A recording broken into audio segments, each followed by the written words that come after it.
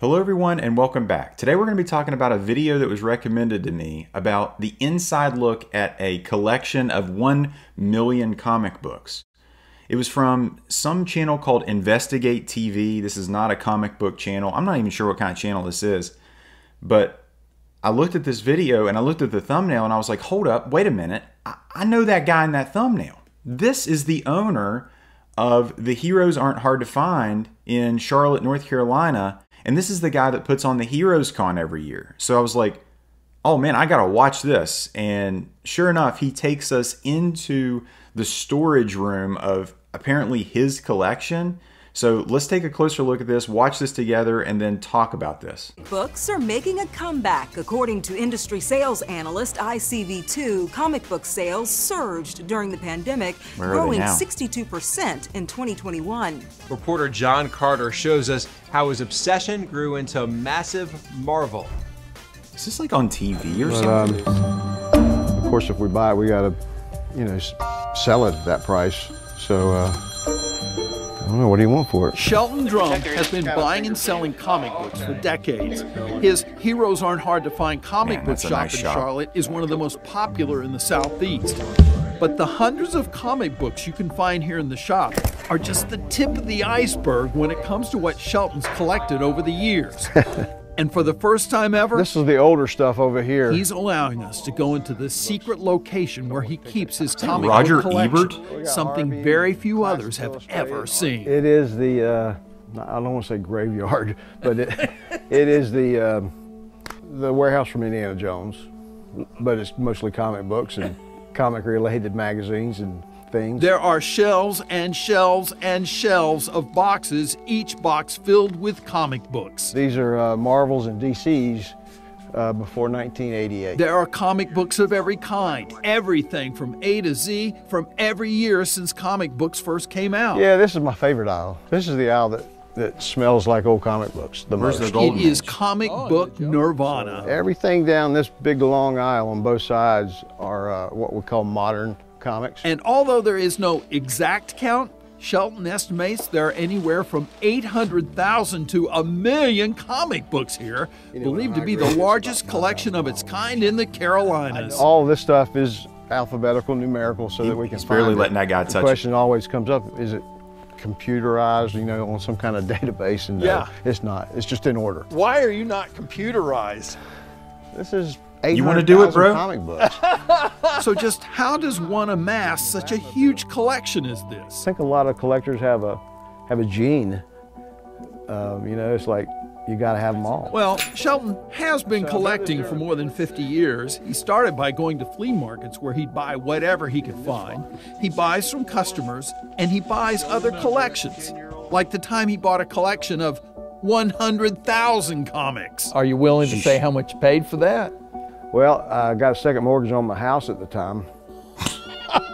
That was pretty scary. Yeah, that's very scary. Clearly, Shelton has a passion for comics, something born years ago when he was just 7 years old. Somewhere along the line, I'd read one of my good friends, neighbors, Spider-Man 7, Return of the Vulture. And it was just so exciting to me, and I just love the artwork and Spider-Man and the dialogue. And listen to the music. It's like, I love this. That love has lasted all these years and has only grown stronger. But it's a love that goes far beyond the comics themselves, something that probably explains why he's been so successful over all these years. I love my customers. I mean, I know them. They're my friends. And I enjoy seeing them. Not because they're going to give me some money for comic books this week, but just to see them again.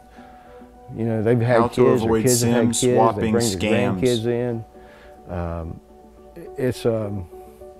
That's the emotional thing, is the relationships. The people and the relationships. All right, so that short little video was very interesting. So this is Shelton, the guy that runs the Heroes Aren't Hard to Find, and he's the guy that owns that Heroes shop in Charlotte. I'm going to be very transparent. They have given me press passes to go to their convention. So full transparency here, they have given me something. So take that information for what you will. This channel that interviewed him, obviously not a comic book channel, but right off the bat, can we talk about the fact that this guy looks exactly like Roger Ebert from like Ebert and Roper. I know that guy passed away. He was like the critic that reviewed all the movies. That guy looks exactly like him. It was just wild to me in that video. One, of all the comic books to pull out, they pull a unbagged and boarded random Spider-Man issue that was like nothing. And they had all these comic books to potentially pull from, and they pulled that one out. Then, when they were showing the ASM 129 with the Punisher, the 2 copies of that, Shelton had a death grip on those. Like, he was not letting Ebert and Roper like take these. He didn't even want them to hold them, didn't even want them to look at them. I found this very interesting, this video, and it really made me think about comic book addiction. That was like, as soon as I watched this, I was like, this guy is addicted to comic books. Now, before you point your finger and say, hey, wait a minute, Sticky Goose, you're addicted too. Well, I won't disagree with you, and I was really addicted in the past, which I'll talk about. But for somebody that is a dealer, a shop owner, a convention promoter, to have that type of collection and not like be actively trying to sell those things and move those, that's pretty wild and unheard of. I mean, I know a lot of dealers and I know a lot of shops, you know, I've talked to them and I'm like, are you a collector? And a lot of them will say, no, I'm a dealer. For him to not be trying to sell those books, I'm kind of impressed by that. I've heard some mixed things about his shop, specifically about like the prices, but there is no arguing his convention is pound for pound the best comic book convention I've ever been to, and from other people saying this is the comic book convention that focuses on the books. Now, as far as his booth in particular, you know, the prices, I can't really speak about that. I've never purchased anything from him or from their booth specifically, but I would imagine they're very high. I want to talk about the comic book gene he talked about. That's what he said. He says a collector gene. So really that to me felt like a deflection, a enabling, that's a, you know, a thing that you tell yourself to justify what you're doing. Because to have 800,000, 1 million comic books in storage, what is the point of that? Like, you're obviously not reading them. You're obviously not enjoying all of those. You're not, I mean, is it to the point where, you know, it's just numbers over quality, you know, quantity over quantity, as they say? At that point, I feel like it is.